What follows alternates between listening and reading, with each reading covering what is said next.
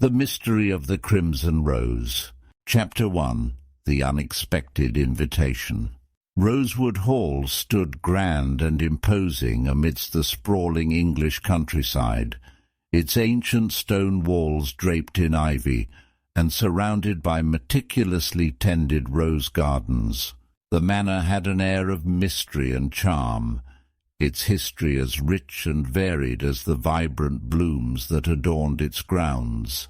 It was a place where secrets were as deeply rooted as the centuries-old oaks lining the driveway, a perfect setting for the curious gathering that was about to unfold.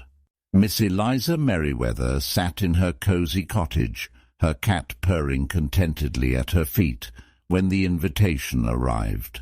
Delivered by a uniformed messenger, the envelope was thick and luxurious, the kind reserved for only the most special of occasions. Eliza's keen eyes sparkled with curiosity as she read the ornate script. "You are cordially invited to spend the weekend at Rosewood Hall. Sir Reginald Bromley has an important announcement to make, one that promises to be of great interest to all invited. Your presence is requested from Friday afternoon until Sunday morning." Eliza had heard of Sir Reginald Bromley, the eccentric collector whose latest acquisition was the talk of the town. Known for his wealth and peculiarities, Sir Reginald's gatherings were legendary, a blend of opulence and intrigue. Folding the invitation neatly, Eliza decided that this was one event she could not miss. Friday afternoon, arrival at Rosewood Hall. As Eliza's cab wound its way up the gravel path, the first sight of Rosewood Hall took her breath away. The manor, with its turrets and gables, seemed to grow out of the landscape, as if it had always been there, a timeless sentinel. The rose gardens were in full bloom, a riot of colour and fragrance that hinted at the beauty and complexity of the place. At the entrance, a liveried butler greeted her with a polite nod. "Miss Merryweather, welcome to Rosewood Hall. May I take your bags?" "Thank you," Eliza replied, her voice calm and measured, her eyes taking in every detail. She had learned long ago that the key to understanding a place and its people lay in the small, seemingly insignificant details. Inside the manor was a labyrinth of elegance.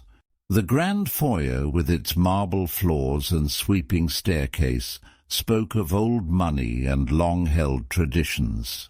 Portraits of stern-faced ancestors lined the walls, their eyes following her as she was led to her room. The guests gather. One by one, the other guests arrived, each bringing their own aura of mystery and anticipation.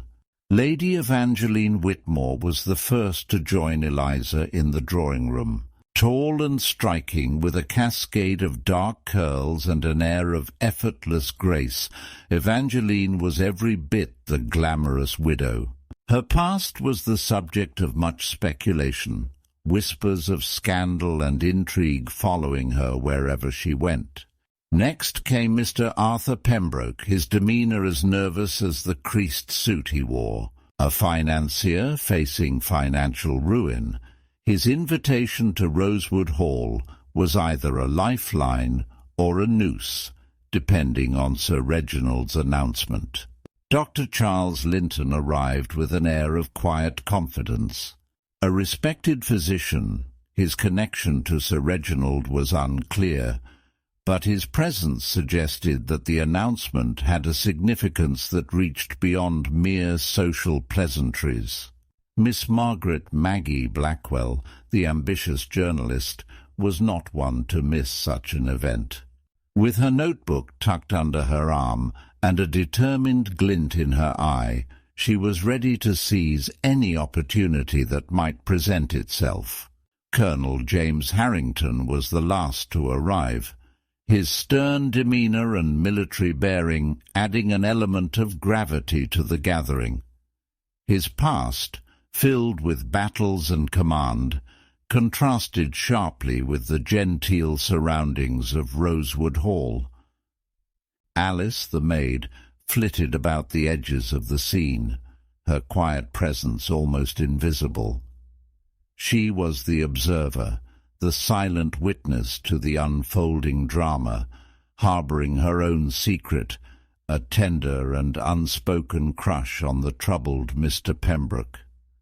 The intriguing invitation. As evening fell, the guests gathered in the grand dining hall. The table, set with the finest china and crystal, sparkled under the chandelier's light. Sir Reginald Bromley, their enigmatic host, made his entrance with the flourish of a showman. Tall and lean, with a shock of white hair and piercing blue eyes, he exuded an energy that belied his years. "Ladies and gentlemen," he began, his voice commanding attention, "I am delighted that you have accepted my invitation. This weekend I will reveal to you an acquisition of unparalleled significance, the Crimson Rose." A murmur of excitement and curiosity rippled through the guests. The Crimson Rose was legendary, a priceless artifact rumoured to have a storied past filled with mystery and intrigue. "But," Sir Reginald continued, a smile playing on his lips, "that is not the only reason I have brought you here. Each of you has a connection to this mystery, a role to play in the unveiling of its secrets. Tonight, enjoy the hospitality of Rosewood Hall. Tomorrow, the adventure begins." With that, he raised his glass in a toast. "To new discoveries and the unearthing of old secrets." Eliza watched the faces around the table, each guest reacting differently to Sir Reginald's words. There was anticipation, but also a hint of unease. She knew that beneath the surface of this elegant gathering, hidden currents of tension and intrigue were already beginning to swirl. As the evening progressed, she made it a point to observe and listen, filing away the small details that others might overlook. The game was afoot, and Miss Eliza Merryweather was ready to play her part.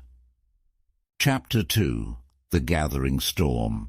The evening air was thick with the heady scent of roses as the guests of Rosewood Hall gathered in the grand dining hall. The room, with its high ceilings and opulent decor, was a testament to Sir Reginald Bromley's refined taste and penchant for the extravagant.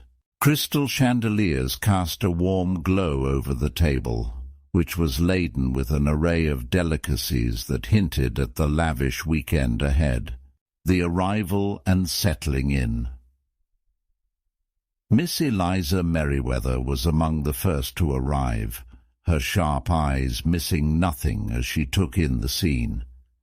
The guests, having been shown to their rooms, began to trickle into the dining hall, each bringing with them their own aura of mystery and expectation. Lady Evangeline Whitmore entered with her usual grace, her eyes sweeping the room before settling on a place near the head of the table. Her presence was magnetic, drawing the attention of those around her. Colonel James Harrington followed closely behind, his stern face softening slightly as he greeted the lady with a courteous nod. Dr. Charles Linton and Mr. Arthur Pembroke arrived next, the former with a composed demeanour, the latter with a nervous energy that was palpable. Miss Margaret Maggie Blackwell, ever the observant journalist, took her seat with her notebook discreetly at hand, ready to document the weekend's events. Alice, the maid, moved silently through the room, her eyes lingering on Mr. Pembroke, with a softness that betrayed her feelings. She was nearly invisible, yet her presence was a constant, subtle part of the house's rhythm. As the evening progressed, the atmosphere began to shift. Conversations flowed, but beneath the surface, Eliza sensed an undercurrent of tension. She observed each guest carefully, noting the subtle glances and hushed exchanges that hinted at deeper stories. Lady Evangeline and Colonel Harrington engaged in a heated exchange near the fireplace. Their voices, though kept low, carried enough for Eliza to catch snippets of their conversation. "How dare you bring up the past here, James?" Evangeline hissed, her eyes flashing with anger. "I merely wish to remind you, Evangeline," Harrington replied, his tone equally sharp. "Some things are not so easily forgotten." The intensity of their exchange suggested a history fraught with emotion, a past affair perhaps, now resurfacing in the grand hall of Rosewood. Sir Reginald made his entrance with dramatic flair, silencing the room with a mere lift of his hand. He took his place at the head of the table, his piercing blue eyes surveying his guests with satisfaction. "Ladies and gentlemen," he began, his voice carrying the weight of authority, "I am pleased to see you all here tonight. As you know, I have recently acquired a rare and priceless artifact, the Crimson Rose." A collective murmur of interest and curiosity rippled through the guests. The Crimson Rose was legendary, a gem of extraordinary beauty and a history shrouded in mystery. "But," Sir Reginald continued, a sly smile playing on his lips, "there is more to this gathering than mere admiration of beauty. This artifact holds secrets, secrets that I believe some of you may already be acquainted with." His words hung in the air, thick with implication.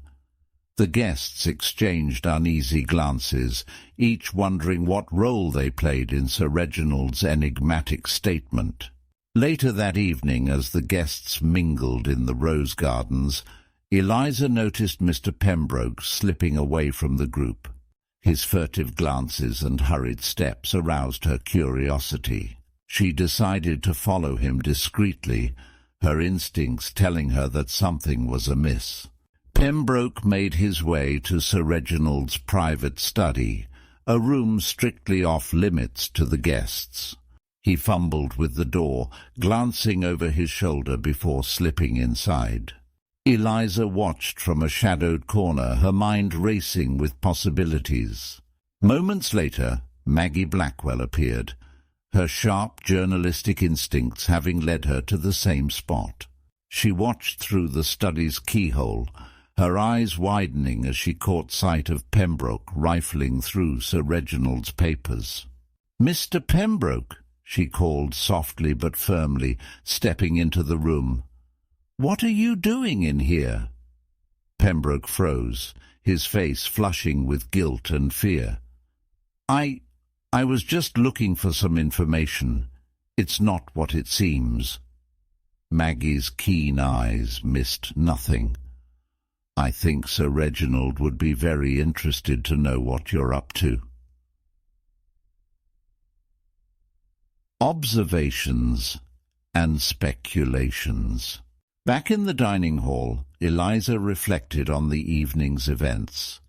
The interactions she had witnessed, the tensions between certain guests, and the mysterious allure of the Crimson Rose all pointed to a complex web of secrets waiting to be unravelled. Lady Evangeline's heated exchange with Colonel Harrington hinted at a past affair that could have significant implications. Mr. Pembroke's nervous demeanour and his unauthorized snooping suggested a man desperate and possibly entangled in something illicit. Dr. Linton's calm exterior seemed almost too perfect, masking a connection to Sir Reginald that remained unexplained. Maggie's determination to uncover a story hinted at layers of intrigue yet to be revealed. Eliza knew that the storm was gathering. The weekend promised revelations that would test her abilities as a sleuth. She felt a thrill of anticipation as she prepared for the days ahead, ready to uncover the secrets hidden within the walls of Rosewood Hall and the hearts of its guests. Chapter 3. A Shocking Discovery. The library of Rosewood Hall was a place of quiet grandeur. Shelves lined with leather-bound volumes reached up to the high ceiling, and a large fireplace cast a warm glow over the room. In the center of this elegant space stood a glass display case, now empty, where the crimson rose had been proudly showcased just hours before. The unveiling. Sir Reginald had planned the grand unveiling of the crimson rose for that evening, a moment that had kept the guests in a state of heightened anticipation throughout the day. As the hour approached, they gathered in the library, each wondering what secrets the rare gem might reveal. Eliza Merriweather was among the first to arrive, her keen eyes taking in every detail of the room and the expressions of the other guests. Sir Reginald stood by the fireplace, a sense of excitement and pride evident in his demeanour. "Ladies and gentlemen," he began, his voice filled with the authority of a seasoned collector, "tonight I present to you the Crimson Rose. This gem has a history as rich and mysterious as any of the artifacts I have ever acquired." He moved to the display case, but before he could reveal the gem, the lights flickered and then went out, plunging the room into darkness. Gasps and murmurs of confusion filled the air. Moments later, the lights returned, but Sir Reginald was on the floor, lifeless, and the crimson rose was gone. Panic ensued. Lady Evangeline let out a sharp scream, and Mr. Pembroke backed away, his face pale. Colonel Harrington immediately moved to secure the room, his military training kicking in, while Dr. Linton knelt by Sir Reginald, checking for signs of life. "It's too late," Dr. Linton declared somberly. "He's dead." The room fell silent, the gravity of the situation settling in. Sir Reginald Bromley, their enigmatic host, was dead, and the prized crimson rose was missing. Eliza stepped forward, her calm demeanour a stark contrast to the growing hysteria. "We need to stay calm," she said, her voice steady. The door was locked from the inside. "This is a classic locked room mystery, and the answer lies among us." The locked room mystery. The guests exchanged uneasy glances, each realizing that they were now both suspects and potential victims. The library door, indeed, was locked from the inside, and there was no sign of forced entry. "Someone in this room is responsible," Eliza continued. "We must figure out who had the motive and opportunity to commit this crime." Plausible motives and opportunities. Eliza began her investigation, subtly questioning each guest while maintaining her unassuming demeanour. Lady Evangeline, still shaken from the shock, seemed to regain her composure. "I have no idea who could do such a thing," she insisted. Yet her heated exchange with Colonel Harrington hinted at deeper secrets that Eliza noted for later examination. Mr. Pembroke, his hands trembling, was clearly distressed. "I was just trying to save my business. Sir Reginald promised to help me," he stammered. His earlier snooping around the study and his financial desperation made him a prime suspect. Dr. Linton, always the picture of calm, revealed little emotion. "Sir Reginald was an old friend," he said simply. "I had no reason to harm him." But his connection to the host and the precise nature of that relationship remained unclear. Maggie Blackwell was eager to share her observations. "I saw Mr. Pembroke in the study earlier," she volunteered. "He was definitely looking for something." Her journalistic instincts and presence in critical moments made her both a witness and a suspect. Colonel Harrington's stern demeanour had not softened. "We must proceed logically," he asserted. "Everyone here had an opportunity. We need to examine the facts." Eliza takes charge.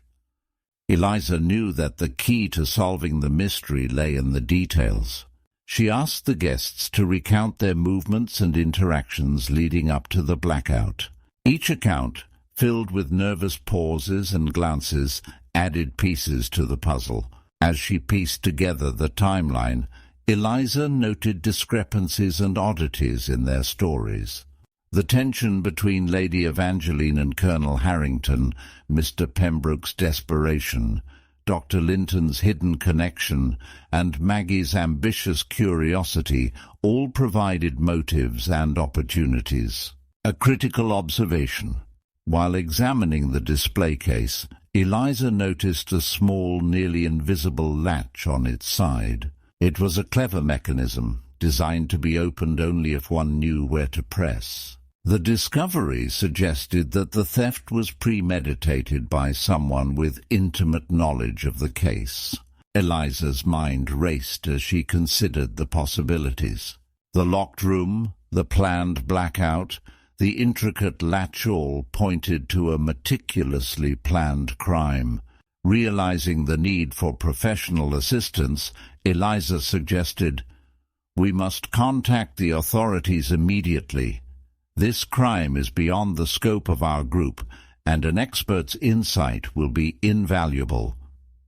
Colonel Harrington agreed and took charge of contacting the local police, ensuring that the crime scene remained undisturbed until their arrival. A night of uncertainty. As the night deepened, the guests of Rosewood Hall found themselves in a state of uneasy anticipation. The library, once a place of knowledge and tranquility, was now a crime scene shrouded in mystery and suspicion. Eliza Merryweather, with her sharp mind and unassuming presence, remained vigilant, knowing that the storm was far from over. The mystery of Sir Reginald's death and the missing Crimson Rose had only just begun to unravel, and Eliza was determined to see it through to its shocking conclusion. Chapter 4. Secrets Unveiled.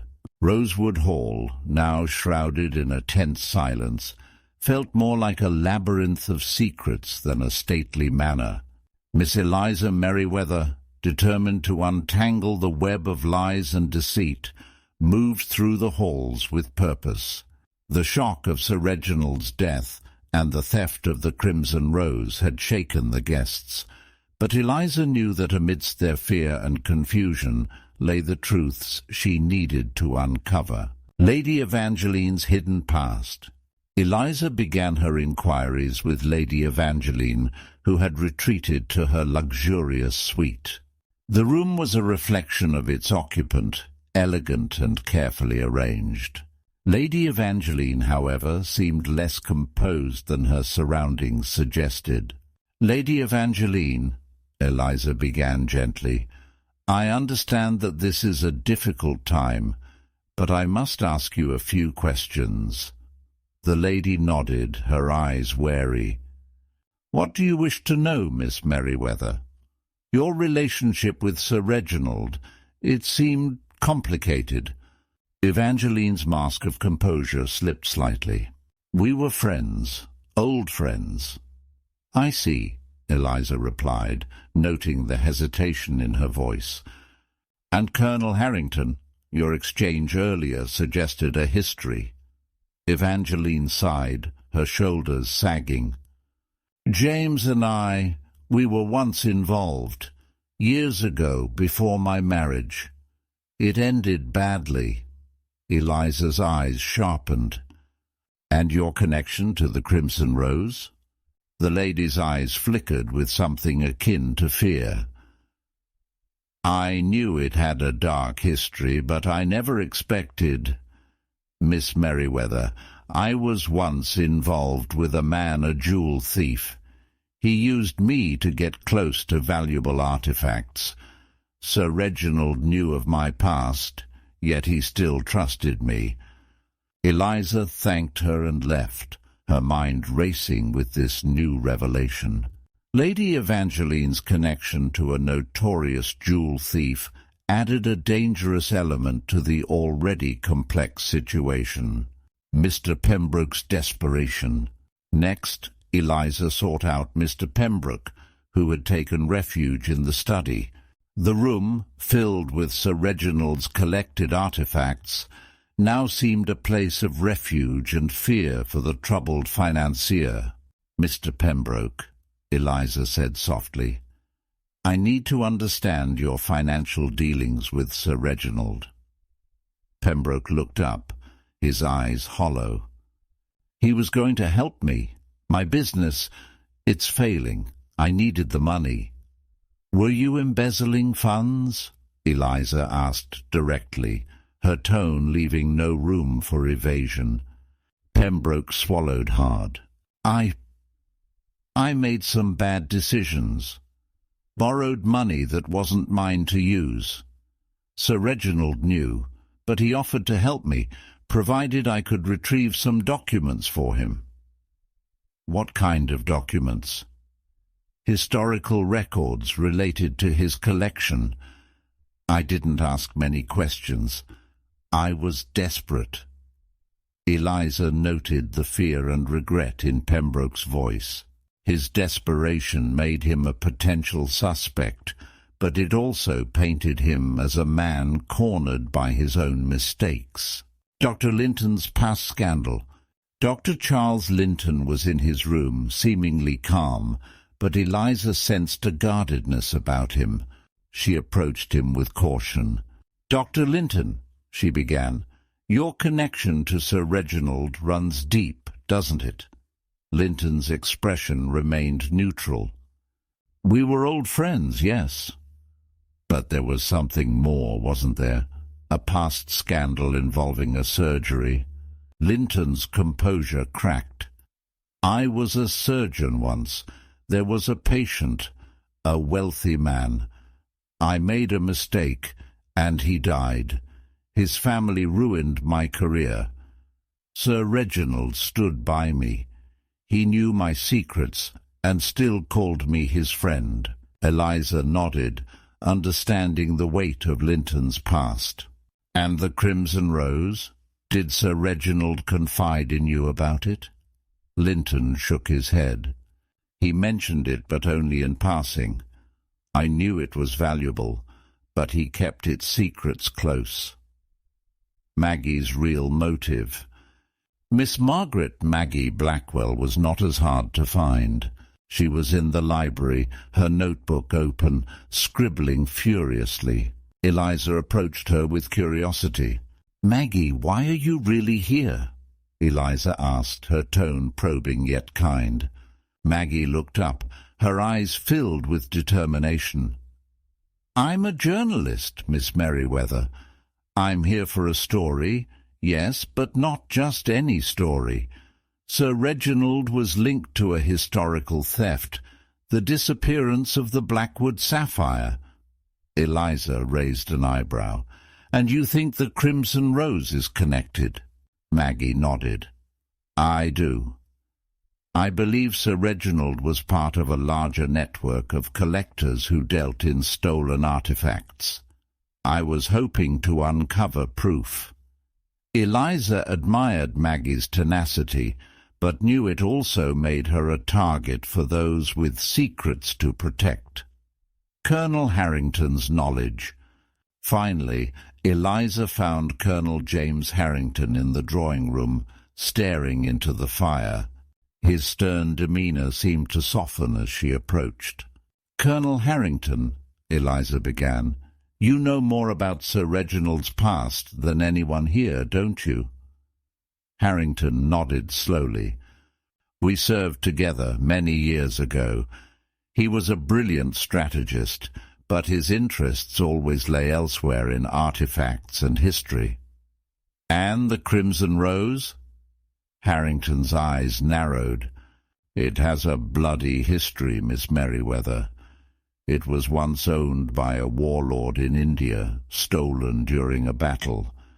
Sir Reginald believed it was cursed, that anyone who possessed it would meet a tragic end. Eliza's mind whirled with this new information. The Crimson Rose was more than a valuable gem. It was a piece of history with a dark and dangerous past. Piecing it together. As the night deepened, Eliza returned to her room to reflect on the secrets she had uncovered.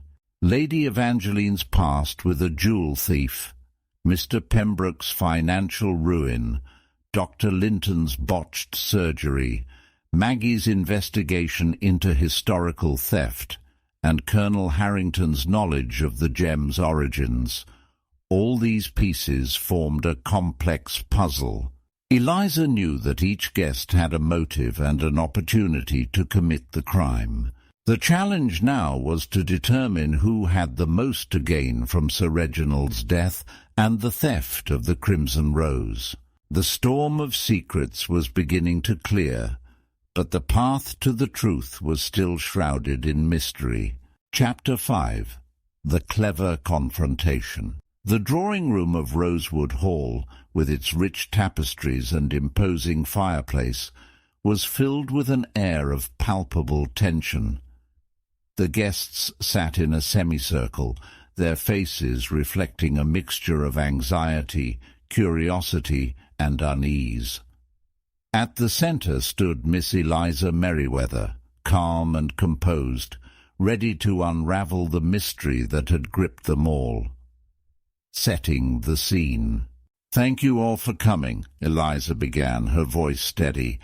"I have spent the last few hours piecing together the events that led to Sir Reginald's tragic death and the disappearance of the Crimson Rose. I believe I now have the full picture."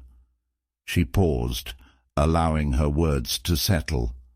The guests exchanged nervous glances, each wondering what role they played in the unfolding drama, revealing the murderer. "Let us start with the locked room," Eliza said, her eyes sweeping over the assembled guests. The library door was indeed locked from the inside, but there is more to this story than a simple locked door. Eliza moved to the fireplace, where she pressed a hidden latch. A panel slid open, revealing a narrow passageway. Gasps echoed through the room. This passageway leads to a small chamber behind the library. It was used by Sir Reginald for quick escapes and private observations. Our murderer used this passage to enter and exit the library, creating the illusion of a locked room. The guests leaned forward, their eyes wide with shock. Eliza continued, her voice unwavering. "The murderer is someone who knew about this passageway, someone close to Sir Reginald. Ladies and gentlemen, the person responsible for this heinous act is Dr. Charles Linton." A collective gasp filled the room as Dr. Linton stood, his face pale. "This is preposterous. You have no proof." "The motive and plan." Eliza held up a small notebook. "This is Sir Reginald's journal. In it, he details his suspicions about Dr. Linton. He believed you were involved in the theft of the Blackwood sapphire and were using your medical practice as a cover for illicit activities." Dr. Linton's eyes darted around the room, seeking an escape, but Eliza pressed on. "You knew Sir Reginald was close to uncovering the truth, so you devised a plan to silence him. You used the blackout as a cover, accessed the passageway, and killed Sir Reginald before stealing the Crimson Rose." Lady Evangeline interjected, her voice trembling. "But why frame Mr. Pembroke?" "Mr. Pembroke's financial desperation made him an easy target," Eliza explained. "You planted evidence in his room to divert suspicion. However, you underestimated Mr. Pembroke's guilt and fear, which led to his nervous behavior." Eliza turned to Mr. Pembroke. "You were seen snooping around, but not for the reasons we initially thought. You were looking for proof of Dr. Linton's connection to your financial ruin. Sir Reginald had promised to help you expose the truth." The clever mechanism. Eliza then walked to the display case, examining it closely. The Crimson Rose was taken using a clever mechanism built into the case. A hidden latch allowed the glass to be lifted without breaking it. Dr. Linton used this mechanism, knowing its intricacies from his frequent visits to the manor. Dr. Linton's defiance began to wane as the weight of the evidence bore down on him. "But the journal, how did you find it?" Eliza smiled slightly. "You overlooked the most obvious place, Sir Reginald's desk. The journal was hidden in a secret compartment, one you missed in your haste. The confrontation." Colonel Harrington stood, his stern demeanour more pronounced. "Dr. Linton, you have betrayed our trust and committed a grievous crime. You will face justice for your actions." Dr. Linton slumped into his chair, defeated. "I had no choice. He would have ruined me." Eliza shook her head. "There is always a choice, Dr. Linton. Sir Reginald believed in redemption, but you chose the path of deceit and murder." The aftermath. As the police were summoned and Dr. Linton taken into custody, the guests of Rosewood Hall began to process the night's revelations. Lady Evangeline, Mr. Pembroke, Maggie, and Colonel Harrington all expressed their gratitude to Eliza, whose keen mind and unassuming presence had brought clarity to the chaos. The Crimson Rose was recovered, its dark history now intertwined with the events at Rosewood Hall. The guests departed with heavy hearts, each carrying the weight of the secrets that had been unveiled. Epilogue. Eliza Merryweather returned to her cosy cottage, her mind already turning to the next mystery. The storm had passed, but the thrill of the chase lingered, a reminder of the endless dance between truth and deception. She knew that as long as there were secrets to uncover, her work would never be done. Chapter 6. Justice Served.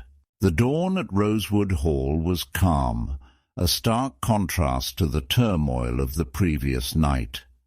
The grand manor, with its timeless elegance, now stood as a silent witness to the drama that had unfolded within its walls. As the sun's first rays touched the dewy rose gardens, a sense of closure began to settle over the manor and its inhabitants.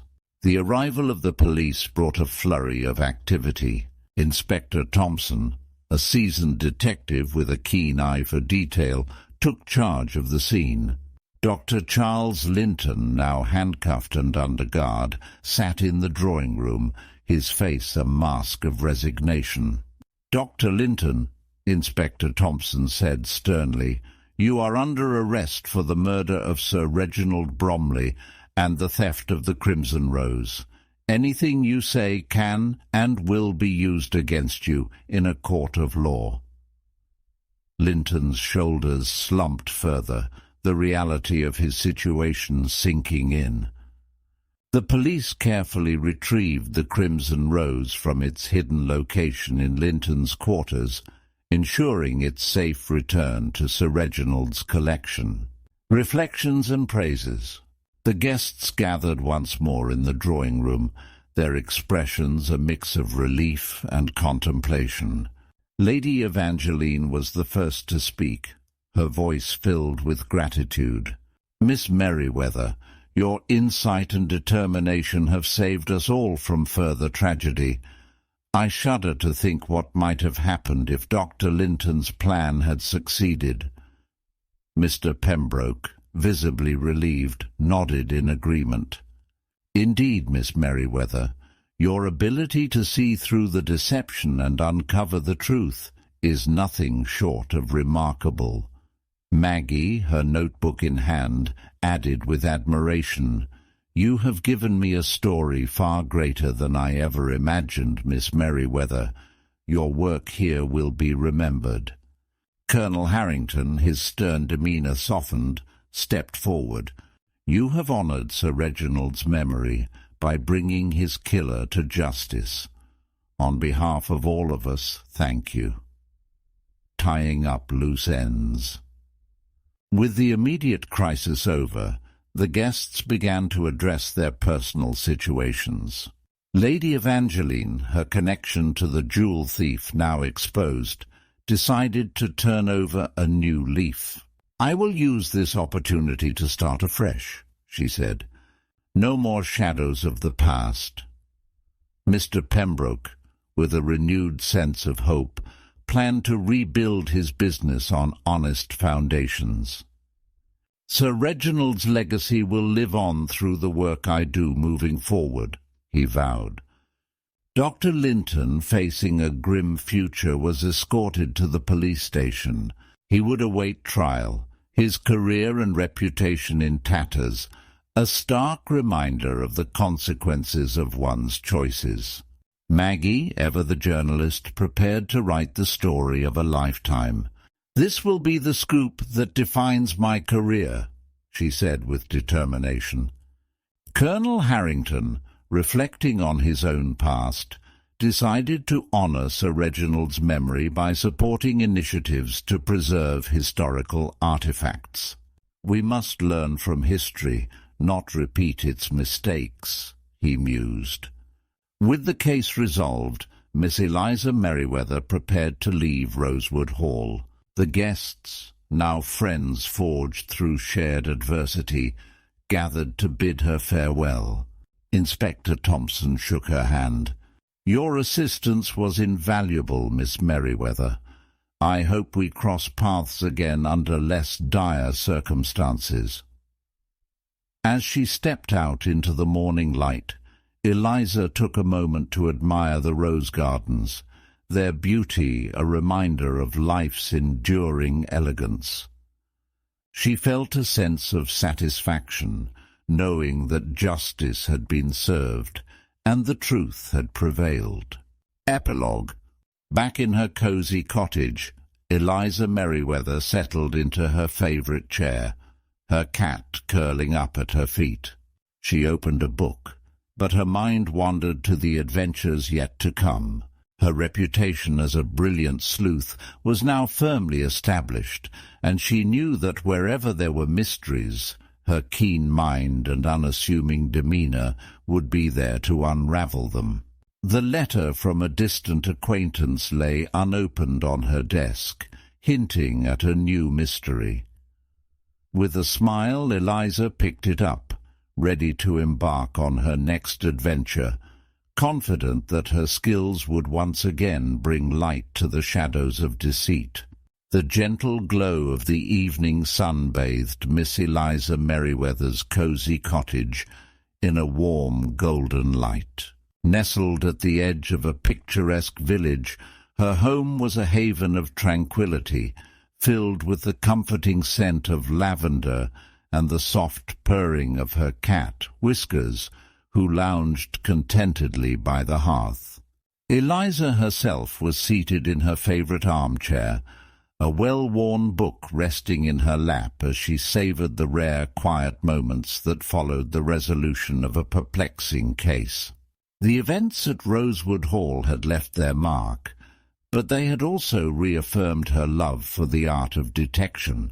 Each solved mystery, each uncovered secret, was a petal in the ever-blooming rose of her life's passion. As she reflected on the gratitude of those she had helped and the justice she had served, a sense of fulfillment washed over her.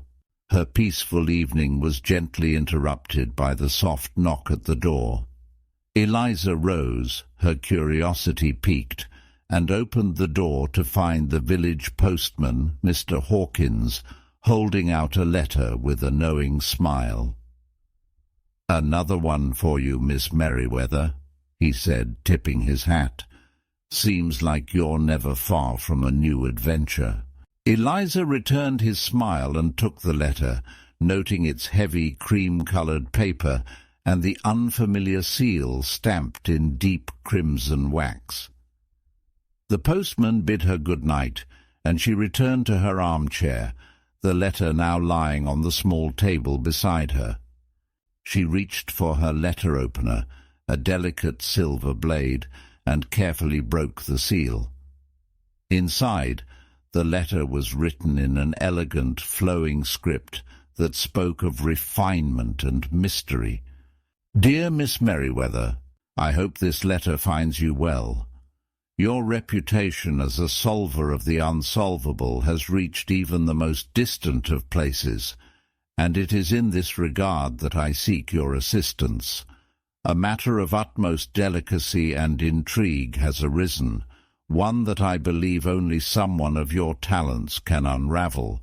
Enclosed, you will find a token of my trust and a clue to begin your journey.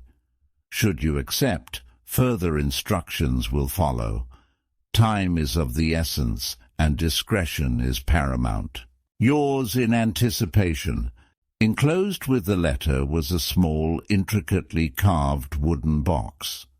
Eliza opened it to find a single, beautifully preserved rose petal and a delicate silver key, its design unmistakably antique and laden with history. Eliza's mind raced with possibilities. The cryptic nature of the letter, the carefully chosen words, and the mysterious token all hinted at a new adventure, one that promised intrigue and challenge. She felt the familiar thrill of anticipation, the allure of the unknown beckoning her once more. Whiskers stirred, sensing her excitement, and padded over to nuzzle her leg. Eliza smiled down at him, her thoughts already leaping ahead to the journey that lay before her. As she sat back in her chair, the rose petal and the key resting in her palm, Eliza Merriweather felt a deep sense of purpose. Each mystery she solved was not just a case closed, but a step towards understanding the complex tapestry of human nature and the secrets it wove. She placed the petal and the key back into the wooden box, her decision made. The quiet evenings in her cottage were a cherished reprieve, but the call to adventure was one she could never ignore. With a resolute smile she looked out the window at the unfolding night. The petals of the rose of mystery were once again beginning to unfurl, and she was ready to follow their trail wherever it might lead. The next morning, Eliza penned a response, accepting the challenge and signaling her readiness to embark on the new adventure. She sealed the letter with care, her thoughts already drifting to the enigmas that awaited her. As she placed the letter in the mailbox, Eliza felt a surge of excitement. The world was full of mysteries, each one a petal waiting to be discovered, and she, Miss Eliza Merriweather, was ever ready to uncover their secrets. With the dawn of a new day, she returned to her cottage, her heart light and her mind sharp, knowing that the next chapter of her life was about to begin, filled with the promise of unraveling yet another captivating mystery.